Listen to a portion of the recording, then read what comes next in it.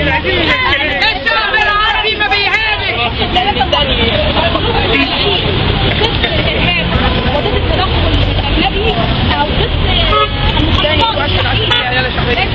ما هي عميله خلاص يا عملت يا بنت ليه هم اتنين مالهمش امان.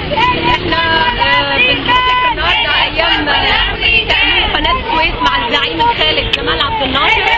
النهارده بثوره 30 يونيو و 26 يونيو مع فريق اول عبد الفتاح السيسي حررنا الاراده المصريه، حررنا الاراده الوطنيه، ولكن يأبى العدوان الثلاثي الا ان يتكرر المره دي بصوره عدوان ومؤامره كونيه على مصر. احنا جايين نبلغ الاتحاد الاوروبي ان احنا رافضين الابتزاز باسم المعونه، جايين نبلغ امريكا ان احنا المعونه رافضين طيارات الاف 16 منعوها عندنا، هننوع مصادر السلاح، محدش هيكسرنا، محدش هيكسر اراده الشعب المصري. انا جايه